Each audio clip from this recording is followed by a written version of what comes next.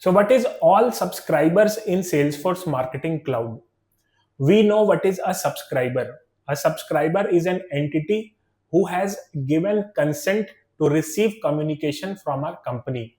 You have collected that subscriber information via an online or offline channel. Online, you can roll out a sign up form or a subscribers enrollment form where you can ask few basic details about that subscriber before registering within your portal. You can ask for first name, last name, email address, phone number, age, gender, city, etc., etc.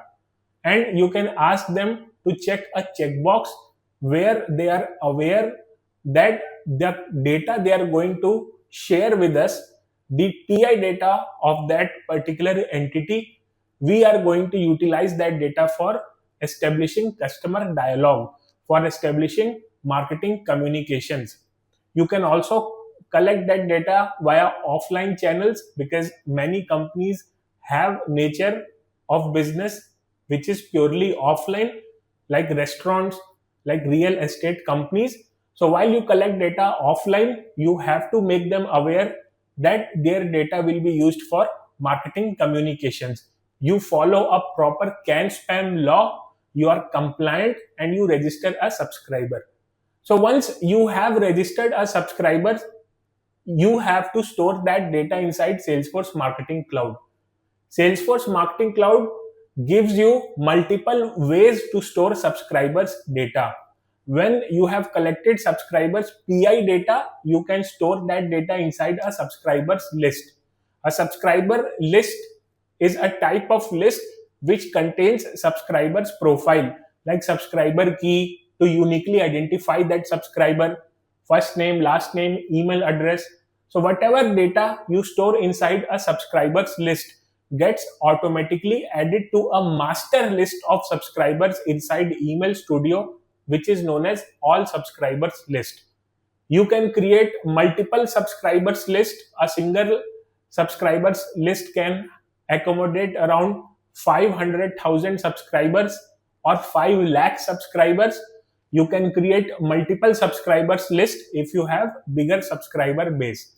So whatever data you add inside a subscribers list gets automatically added to all subscribers list inside Salesforce Marketing Cloud, which is a master list. But we also know that we can store subscribers data inside data extension. Data extension are part of contact based data model where multiple data extensions can be used to store multiple kinds of subscribers data. You can maintain a sendable data extension if you are going to store a subscriber's profile data, or you can say PI data like subscriber key, first name, last name, email address, phone number, age, gender, city. These kind of data which uniquely identifies a subscriber is termed as PI data or profile data of a subscriber. But data extensions you can also use to store subscribers' behaviors.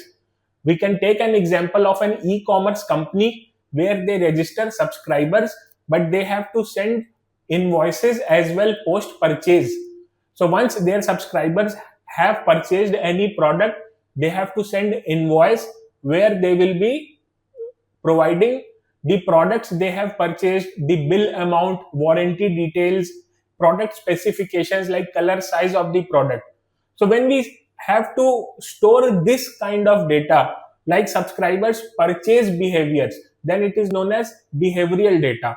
This kind of data will be stored inside a non-sendable data extension. So data extensions by default, if they are not marked as a sendable data extension, are termed as non-sendable data extensions. Whatever data you add inside non-sendable data extensions are not automatically added to all subscribers list. But the data which is added to a sendable data extension, while creating a data extension, you can mark that data extension as a sendable data extension. And once you mark that data extension as a sendable data extension, you have to define a send relationship. Primarily, the send relationship is defined where we have to provide subscriber key of a particular subscriber whose PI data is stored in that particular data extension linked to subscriber key from all subscribers. So that send relationship we have to define. And once we define a send relationship within a sendable data extension and save it, we are going to send first email communication to that subscriber. The process of sending first email communication to the subscriber data stored inside that sendable data extension creates that subscriber's data in all subscribers and then send the email. So if you are storing subscribers PI data inside a data extension and you are thinking to utilize that data for sending marketing communications, you have to mark it as a sendable defined send relationship, and you have to send your first communication. Then the system creates that data inside the all subscribers. So all subscribers inside Email Studio is a master list of subscribers whose PI data is stored.